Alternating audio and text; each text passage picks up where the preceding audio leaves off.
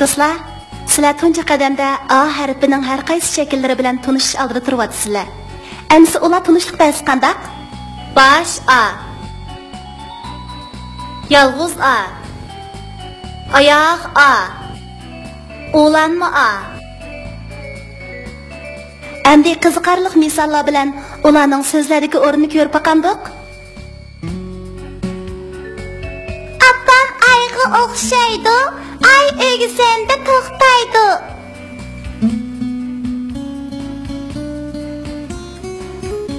Ördek ori ko'tirib, ishtin yondi, herib ketgach bir haza, yig'lib oldi.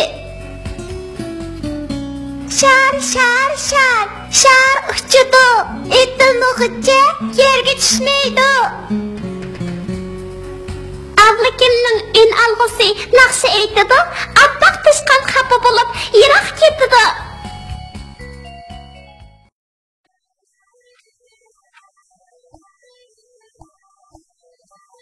Bağvan ve onun oğlu.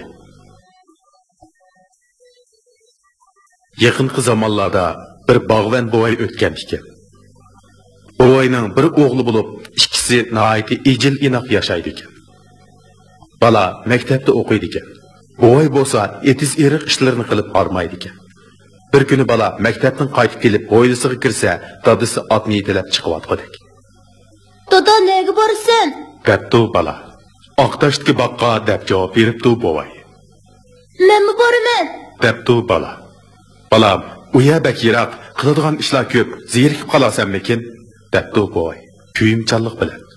Uyalg'ini elib olsam zerikmayman. Debdi bala erkilan. Undaqda chaqqan bo'l, debdi bo'vay. Balasiga maslahat kelib. Bala hapila-shapila uyga kirib, unalg'usini ep chiqibdi.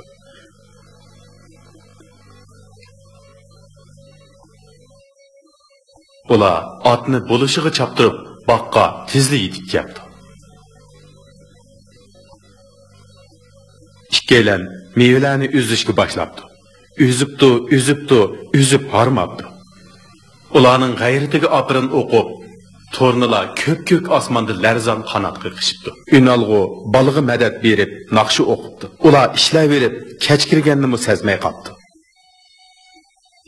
Mevalar üzilib tugabdi. Ata bala xushal xuram halda olma, anar, omutlarini joylashtirib bo'lib, uyiga qarab yo'l oldi. Bala yo'lda kelib etib dadasidan so'rabdi. Dada, biz nimishqa shuncha qattiq ishlasakmi, horg'inlik his qilmaymiz? Buni so'rab yaxshi qilding o'g'lim, debdi boy. Bir narsani o'ylagan qiyofatda. Ko'nilada baxt keladi nadin, peshonangdagi ta'din degan gap bor. O'rin odam asonli herib qoladi. Shunlashqa ularning erishadigan narsasi oz bo'ladi.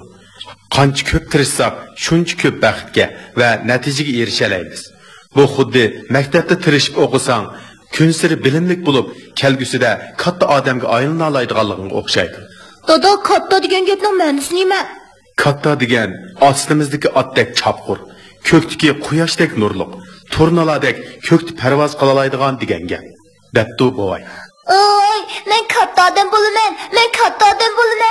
Debdi bola. Qiyin-qiyinga patmay.